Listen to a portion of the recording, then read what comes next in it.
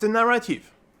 The narrative is actually strongly linked to constraint. If I put in place constraint, I need to do anything possible at any cost to make sure you believe into the narrative. And this is a key point. 9/11 happened. The virus happened. The war happened.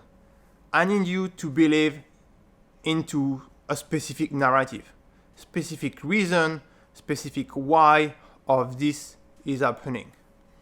I don't need to really give you the root cause. I don't need to dig into the reason of something, the initial thing, right? Because that would be inconvenient for me because I actually trigger it. This is the key point. But I need you to believe into the dynamic of the thing, basically. Or there's a virus and you need to protect yourself and your natural immunity is not enough. I need to do anything possible for you to believe into this. So I will use what I own, what I control, what I can influence. The mainstream medias, the politician working for the World Economic Forum, the young global leaders graduates,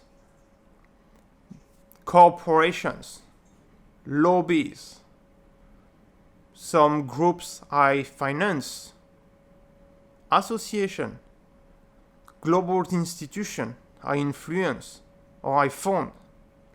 The key point is for you to believe into the narrative. So there are tricks being used for that. I repeat the message multiple times, as many times as you need to hear it. I make sure the message is visible. The war in Ukraine, yellow and blue everywhere. Even school use yellow and blue. Administrative office, yellow and blue on documents, yellow and blue on website. This little flag. I need to make sure you believe into the narrative, and a key component of believing into the narrative is seeing the message, the object, the symbol enough and more than enough so that you remember them, so that they influence your brain. There's a lot about psychology. And so as I need you to believe into the narrative, I cannot allow some counter narrative, some other narrative that basically would destroy my narrative to appear. So I have to get rid of them. And that's the reason why during the pandemic, so many doctors were fired, dismissed, vilified. And if I need to, I will assassinate you. I will murder you. Yes, because the goal is so important, there's so much at stake, that if you are actually coming into my way, I'll get rid of you.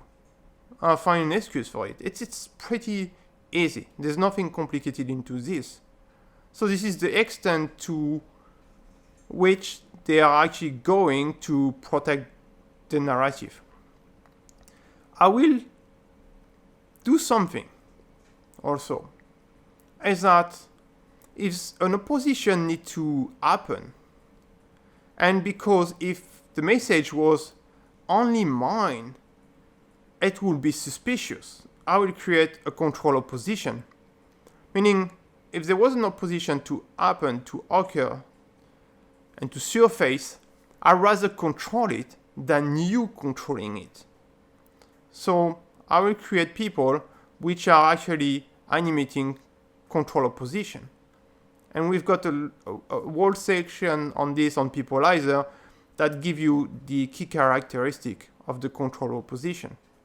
So that you believe that there's actually a slight opposition to my nonsense, to what I am doing, to what I am saying. But at the same time, you can believe whatever this control opposition does or say because I control it. And you realize one of the key points is that the control opposition, the message they have is usually 3 steps behind where I am at.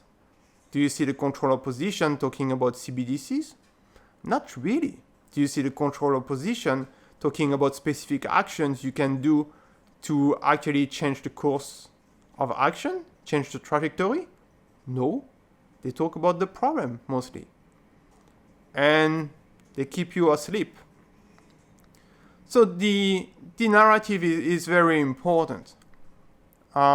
We could go into so much detail, so much talk about the strategy behind, but the key point that you need to understand is that the people driving the system, the people running this rigged monopoly game, are actually doing anything possible to protect the narrative. That's why they need to own tools to protect the narrative. They need to own social media.